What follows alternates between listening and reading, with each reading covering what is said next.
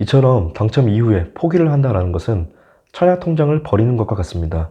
아무 계획 없이 그냥 한번 해볼까라는 생각으로 묻지마 청약을 하게 된다면 분명 그 이후에는 큰 불이익이 생길 수 있습니다. 구독과 좋아요 부탁드립니다.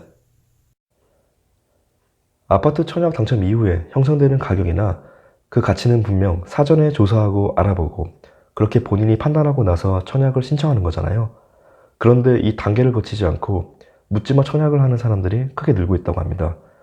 그리고 반대로 사전에 판단하고 다 알아봤는데 다시 여기저기 알아보고 물어보는 건 본인이 듣고 싶어하는 얘기가 있어서 그런 게 아닐까요? 본인이 판단한 그 수준이 다른 사람들도 같은 생각이었으면 하는 바람인 거죠. 만약 다른 사람들이 생각하는 수준과 본인이 판단한 수준의 차이가 있거나 파악한 내용이 잘못되었다면 그땐 청약을 넣을지 말지에 대한 고민이 또 들게 마련입니다.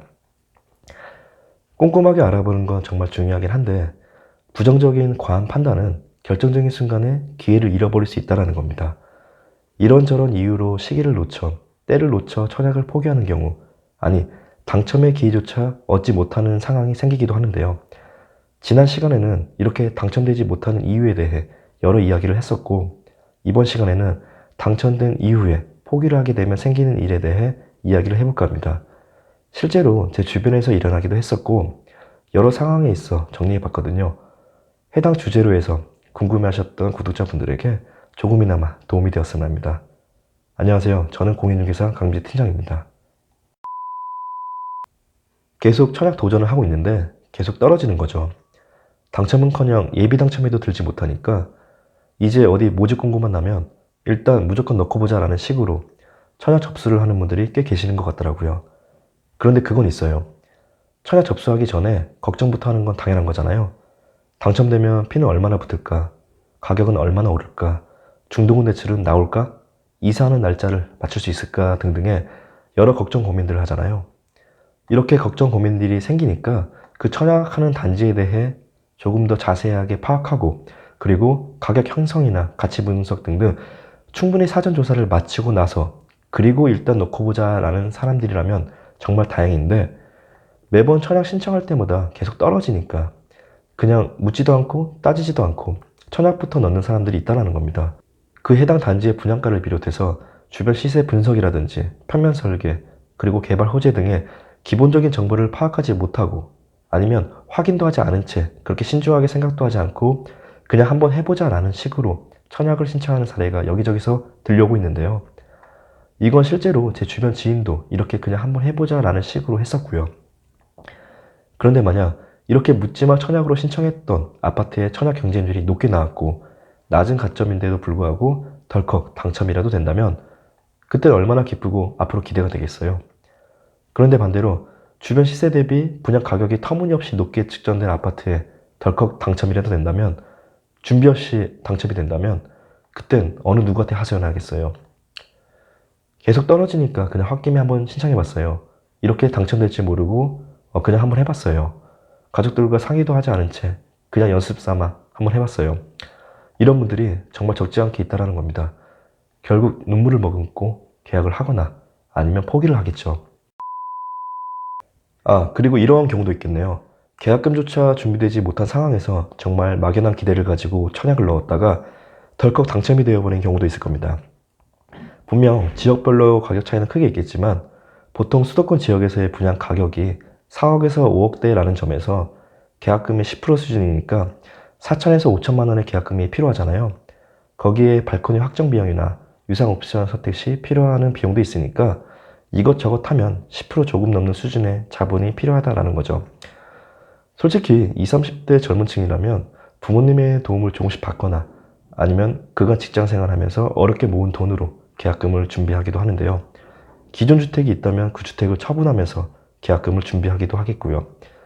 그런데 이마저 준비가 안 돼서 포기를 하는 사례가 생기기도 합니다. 너무나 안타깝죠. 당첨 이후에 초기 비용, 즉 주거비가 큰 부담이 되면서 이처럼 포기를 하는 사례가 생긴다는 겁니다. 이렇게 여러 사례가 있겠지만 그래도 대표적인 포기 사유는 동호수가 마음에 들지 않아, 그러니까 불만족스럽다라는 이유로 포기를 하는 경우가 가장 많을 거라 보는데요. 그 외에도 어떠한 상황으로 인해 당첨된 이후 이렇게 포기를 결정하게 된다면 분명 그에 따른 제재가 있을 것이고 더 나아가 손해보는 일까지 발생하게 됩니다. 자, 그럼 청약 당첨 이후에 부득이하게 포기를 하게 된다면 앞으로 어떤 상황이 발생하고 그에 따라 우리는 어떻게 준비를 하면 될까요?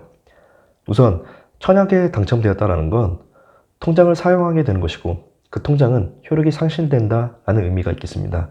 청약 통장으로 당첨이 되었고 그 이후에 포기를 하더라도 이미 당첨된 사실이 있기 때문에 당첨자로 보거든요.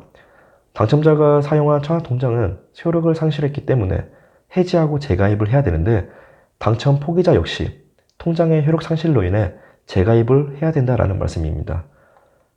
그럼 다시 가입하면 되는 거 아니야 라고 쉽게 생각할 수 있는데 청약에 당첨되기 위해서는 추첨도 있겠지만 가점이 중요하잖아요.